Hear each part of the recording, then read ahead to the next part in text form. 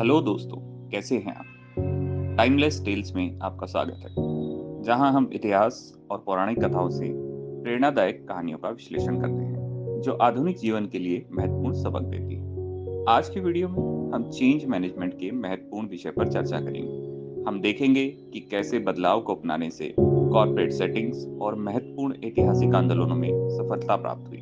तो चलिए शुरू करते हैं। सबसे पहले आइए बात करते हैं एक ऐसे एंटरप्राइज की जिसने चेंज मैनेजमेंट के थ्रू अपना डेस्टिनी बदल दिया। हम बात कर रहे हैं टोयोटा की। 1950 के दशक में टोयोटा को अपने प्रोडक्शन में कई चुनौतियों का सामना करना पड़ रहा था।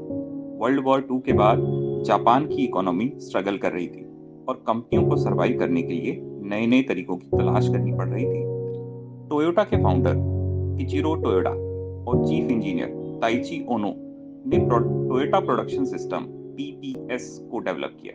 टीपीएस का मुख्य सिद्धांत था काइजन, जिसका मतलब है कॉन्टिन्यूअस इंप्रूवमेंट। उन्होंने वेस्ट को मिनिमाइज करने और प्रोडक्शन प्रोसेस को ऑप्टिमाइज करने पर फोकस किया। हर लेवल पर एम्प्लॉयज को एंकरेज किया गया कि वे अपने काम में सुधार लाने की आइडियाज दें। यहाँ तक कि लाइन वर्कर्स को भी अधिकार दिया गया कि अगर उन्हें कोई प्रॉब्लम दिखे तो वे प्रोडक्शन रोक सकते हैं। इस अप्रोच ने न सिर्फ उनके प्रोडक्टिविटी को बढ़ाया बल्कि क्वालिटी को भी इम्प्रूव किया। आज टोयोटा दुनिया की लीडिंग ऑटोमोबाइल कंपनियों में से एक है और इसका श्रेय उनके इफेक्टिव चेंज मैनेजमेंट को ही जाता है।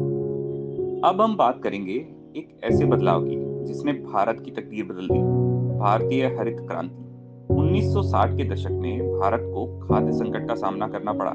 देश की आबादी बढ़ रही थी, लेकिन अनाज की पैदावार उस गति से नहीं बढ़ रही थी। इससे भुखमरी और गरीबी की स्थिति उत्पन्न हो गई थी। तब भारतीय वैज्ञानिक एम.एस. स्वामीनाथन और अमेरिकी कृषि विज्ञानी नॉर्मन बोरलॉग दोनों ने मिलकर हरित क्रांति की नींव रखी। उन्होंने हाई यील्डिंग वेराइटीज HYV के बीजों का विकास किया और किसानों को नई कृषि तकनीकों की ट्रेनिंग दी। इन बदलावों को अपनाना आसान नहीं था। शुरुआत में किसानों को इन नए तरीकों पर भरोसा नहीं था, लेकिन धीरे धीरे सरकार और वैज्ञानिकों के सहयोग से किसानों ने इन बदलावों को अपनाया। उन्होंने नए बीज, सिंचाई तकनीक और फर्टिलाइजर्स का उपयोग करना शुरू किया। नतीजा यह हुआ कि भारत में अनाज की पैदावार में भारी वृद्धि हुई और देश खाद्य संकट से बाहर निकल आया।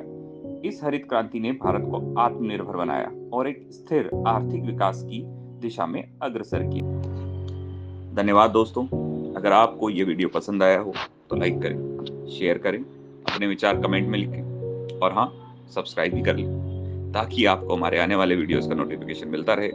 मिलते हैं एक नई वीडियो के साथ। धन्यवाद।